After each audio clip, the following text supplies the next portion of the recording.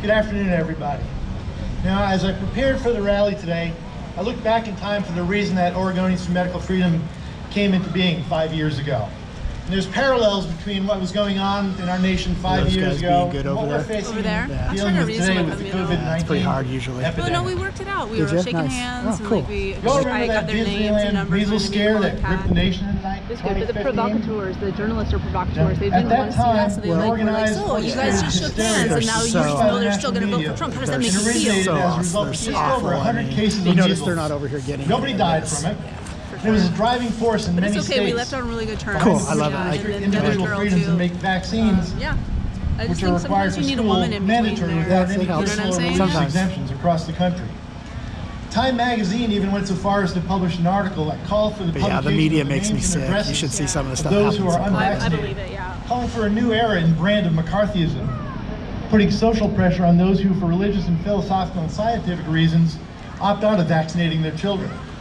California was one such state that did eliminate exemptions that year, and since then, Maine and New York have joined them, along with Mississippi and West Virginia, as the 5 states that do not allow personal or philosophically religious exemptions to vaccines. This guy just joined my new group, the Oregon Liberty Group. Consider the This fact guy that the did? diseases that we vaccinate children against in the state of Oregon, Oregon Health Authority will tell you that the primary diseases that they care about, we have high vaccination rates. Oregon vaccination rate is at or above 95% for the majority of those vaccines, and that's considered to be herd immunity under their theory of herd immunity through vaccines. At a recent Immunization Practices Committee meeting, Dr. Paul Cieslak of the Oregon Health Authority said that, quote, measles is very rare in Oregon, and the only risk that we have is from cases brought here from other countries. There was only one case in Oregon in 2015 of measles that was related to the Disneyland outbreak. No other cases in the state, and that person was a young adult in their 20s, as I recall. Yeah, it's pretty stinky. Nonetheless, They gave that them a year bunch there of was a bill lies. introduced in the Oregon legislature But, that would have eliminated all non-medical exemptions for all vaccines across the board that are given to I was children, hoping, honestly, starting on that he date was of going to birth, get a chance to run into and required Janira to attend schools for yesterday and reading. talk to They're all her. down in Eugene. That bill Oh, I thought failed she to get out of the committee that Yesterday. year. yeah, that's what I mean, Okay. yeah. I mean, I was hoping that, But because Chris is last trying to year, talk to him about an outbreak of healing measles that across the wounds, river in too. Vancouver If you guys want to resulted in go the talk Oregon after this, legislature I'll be once glad to talk again with you introducing a privately bill about to stuff. eliminate all non-medical exemptions. Yeah, I think that's a good idea. All told, last year, It's not going to there help were much, 23 but measles I can cases give you with some 0 like, fatalities in harsh Oregon. realities and whatnot. Like, But for they're the not going courage, to back. strength, and unity of Oregon's Yeah. Republican senators who walked out on this session to deny a quorum. But maybe I can offer I have up some no doubt- perspectives that might help for the future. Yes, thank you, senators. I have no doubt that had they not done that, despite the acknowledged low risk to Oregonians for measles and every other disease that are given, I have no doubt that the Oregon legislature would have passed a vaccine, eliminated exemptions in 2019. I also have no doubt that coming January, when the session starts up again, once again there will be a bill introduced to eliminate a parent's fundamental right to make health care decisions for their children by eliminating all non-medical exemptions. In the words of General Michael Flynn, our founding fathers were imperfect and not politically correct. They spoke their minds, shared their ideas, worked with their fellow countrymen, and risked life, liberty, and property to ensure that the opportunities for freedom presented would be institutionally guaranteed during their lifetime, end quote. And I would add, they guaranteed that they would be there for our lifetimes and the lives of our children and descendants. This nation was founded on the principle of individual freedom and liberty. And the Bill of Rights was adapted as amendments to the Constitution to guarantee that the government never overreached and trampled on the rights of the individual. Sadly, we have a marriage between pharma and state, which is trying to trample on those rights. Today, even though there's a law specifically passed by Oregon legislature to deal with public health emergencies, our freedom to support ourselves and our families, our freedom to gather and worship, our freedom to gather publicly and socially has been She was infringed so, and taken away aggressive. from us It was hard to and get rely word edgewise with upon her. a similar law that was introduced solely for She the put her purpose mask of face dealing with in the so nuclear close like radiation this, you know, emergency. like, I'm like, oh. Why has Governor Brown chosen to rely upon that statute? Because the ability to declare an emergency under that statute has no time limit, where the statute for public health emergencies requires her to every 14 days, renew the emergency. There's two ways for this emergency that we're facing now, that we're living under, to end. One would be by a joint resolution of the Oregon legislature to end it. Highly unlikely, considering that we live in a supermajority that is the same party as our governor. Exactly. The other way to end this emergency is for the governor to proclaim it's over. She's supposed to do that when the emergency no longer exists or the threat of the emergency has passed. As we look at the emergency or the threat of the emergency from COVID-19, we need to ask ourselves, is there still an emergency, or has the threat from COVID-19 passed? Our public health authorities have a myopic approach to public health issues. Their approach to the COVID-19 emergency is no like what he's different saying. than their I was really approach happy to see you speak. dealing with every disease that the Maybe he can pharmaceutical help us. companies have Yeah, already developed a sounds like vaccine it. for it. And that approach is to focus on increasing vaccine uptake without focusing on the big picture and all of the consequences from that. As it applies to our national vaccine program, ever since 1986, when Congress gave immunity to the manufacturers of vaccines for any liability for any harm given, the number of required vaccines we have given to children has grown exponentially. The big picture that public health is missing is that in that same period of time, the number of children suffering chronic health issues has also grown exponentially. Based on studies conducted by the CDC or for the CDC, in 1986, there was only 12.6% of children suffering from chronic long-term health issues. Those issues included neurological disorders, autoimmune issues, allergies, diabetes, and asthma. I don't have the current statistics because no study's been done since 2012.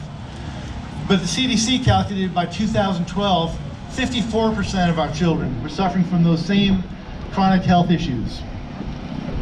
While the CDC and other public entities spend their dollars devising strategies to eliminate the 5% of Oregon children that are unvaccinated, more than 4 times the number of children did you suffering talk from to about chronic him health talking? Who was issues. the organizer? He was actually invited to speak by the Increased organizer, the over the gal in the past pink 34 shirt, years. and then Yet public like just health 2 is days ago they completely said tone you're deaf not to this you're not increase. Do you welcome know to who speak. the other person is, or? Compare Governor Brown and OHA's Okay, response to the COVID-19 emergency. It wasn't Shauna Lee, was Instead it? of using real-world data, OHA continues to use modeling provided by I the think there was Institute one for gal, Disease Modeling, which is a part of the Bill and Nikki was Melinda one of Gates the girls. Foundation. She's I think You all she's know a Bill Gates, co-organizer. But this gal right here, I can't remember her He's name. a I should man have who wrote it never down. I didn't have my graduated pen. college, let alone And, medical school, yet his dream is to yeah. create a vaccine I didn't that catch- I is didn't given catch to her every name. person in the world to quell this Yeah, I don't know. pandemic of I'm so- COVID-19. And if by chance he succeeds, he's acknowledged that as many as 700,000 people will be injured by that vaccine. Now, to date, we have 540 deaths out of 4 million people in the state of Oregon. Yet, what about the other human cost? How many people, But I due to didn't depression meet and the financial write-in despair, candidate for have committed Attorney General. suicide since Have the you year met her yet? began? Dolores? Personally, I don't know of a single person or You frequent No. of a You can't single win her person right. No, who she, has died you from can't COVID. understand her. However, I do know I mean, of she may 5 have had a friends stroke. I mean, who I'm have not either trying lost to, I'm not family trying or to- close you know what family I'm saying? friends Like, to I know you suicide wouldn't couldn't be in Oregon understand her, since the and she beginning of had the like year. all this. Yeah, Those lives Did you, are just as saying? important as the 540 Did lives you ask her we've at all, lost like, to what COVID. motivated her or anything? Or No, I like, couldn't understand her, and I figured it'd just be gibberish. Since the beginning of the year, we've had over But I mean, I was 6,400 cordial. You know what Yeah, I'm I'm trying to do. sure I just you said, would oh, be. hey, you know. Did she come over Last here? year, or last Yeah, month she in handed me August, her paperwork. we had 1,700 people die of cancer in the state of Oregon. I think it was for her. How many small businesses are forever gone, never to open their doors and be able to provide an income for their owners and for their employees as a result of the shutdown since March? How many people have returned to addictions of alcohol and drugs due to the despair of being unable to provide for their families and for themselves? Yeah. Public health is blind to these costs, and they seek to focus on increasing vaccine uptake, and they also seek to keep us under the pressure of the social distancing and face mask mandates until a majority of Oregonians get the vaccine, COVID vaccine, which is yet to be developed and put it on the market. Last Monday, at a Senate Health Committee meeting, Pat Allen, the OHA director of Oregon Health Authority, said that do not expect a rollback of face mask requirements until there are significant numbers of people vaccinated against COVID. No way! Yet, we have no mandate for the vaccine. Yeah. They're planning on using social pressure. You're not going to get your life back to normal It's until January. It's probably a gonna be all significant then. number of us get a vaccine. Through the vaccine. Once again, that myopic approach focuses on vaccine uptake, which only benefits pharma, not you and I. To repeat, we need to ask ourselves, is there still an emergency, or has that curious. threat of Like the I always ask emergency people that are passed? in masks, I was like, well, you Nationwide anti-vaxxers last or whatever, week, well, are you CDC going to go for the quietly, vaccine? without Oh no, receiving I would much never do it. coverage in the media, Yeah. released I mean, new it figures makes me on the curious how survival many people rates. would People, relinquish if that. they get infected with COVID. For those who are from I birth never to did age vaccinate 19, any of my kids except for my if they first get daughter one COVID, time, and they I have a never reacted. That's when I started doing the 99.997% research. chance Good of for you. Yeah. surviving And, because you naturally. homeschool. Yeah. Yeah. For those That's how 20 they- to that's how they 49 years really of get age, you if in they those get places COVID, that you can't they have a get. 99.8% chance of surviving. For those who are 50 to 69, a 99.5% chance. And those 70 and older, a 94.6% chance. Now, for comparison's sake, I took the number from last Wednesday's Oregon Health Authority weekly COVID report.